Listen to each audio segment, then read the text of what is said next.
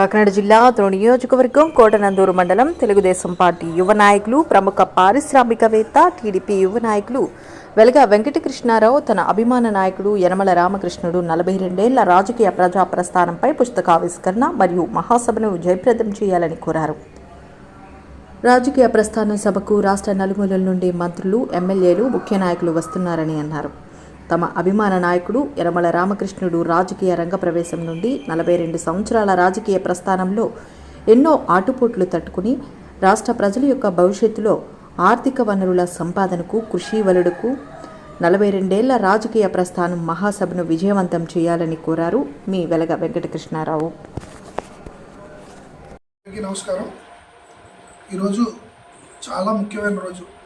ఎందువల్లంటే మన ప్రియతమ నాయకుడు యనమల రామకృష్ణుడు గారు తెలుగుదేశం పార్టీలో చేరి ఆయన రాజకీయ ప్రస్థానం సుమారు 1983లో తెలుగుదేశం పార్టీలో చేరి ఈ రోజు వరకు కూడా నిర్విరామంగా ఎన్నో కార్యక్రమాలు చేసుకుంటూ తెలుగుదేశం పార్టీ అభివృద్ధిలో వెన్నెముకగా ఉంటూ చంద్రబాబు నాయుడు గారికి చేదోడువాదోడుగా ఉంటూ ఈరోజు 6 సార్లు ఎమ్మెల్యేగా కంటిన్యూస్ ఎమ్మెల్యేగా రికార్డు స్థాయిలో గెలిచి ఆ రోజు నుంచి ఈ రోజు వరకు కూడా పార్టీకి ఎన్నో సేవలు అందించిన వ్యక్తి, మొట్టమొదటి వ్యక్తి యనమల రామకృష్ణుడు గారు చెప్పడంలో అతిశయోక్తి లేదు.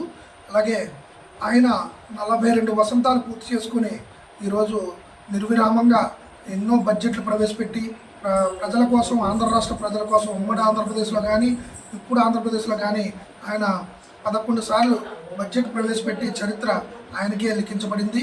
కావున ఆయన 42 సంవత్సరాల ప్రస్థానం ఈరోజు పుస్తకం రూపంలో ఆవిష్కరించబడుతుంది. ఈరోజు తుని సాయివేదిక కళ్యాణ మండపంలో ఆయన అతిరథ మహారథులు 42 మంది ఆహ్వానితులు, హోమ్ మినిస్టర్ గారితో సహా మినిస్టర్లు, ఎమ్మెల్యేలు, ప్రభుత్వ విప్పులు అందరూ కూడా కలిసి తరలి వచ్చి కార్యక్రమాన్ని విజయవంతం చేస్తున్నారు. కాబట్టి మన యనమల అభిమానులు, నాయకులు, తెలుగుదేశం పార్టీ కార్యకర్తలు, అభిమానులు, యువకులు, ఉత్సాహవంతులు, యువతులు అందరూ కూడా విశేషంగా తరలి వచ్చి ఆ కార్యక్రమాన్ని విజయవంతం చేయవలసిందిగా అందరికీ కూడా నా యొక్క మనవి.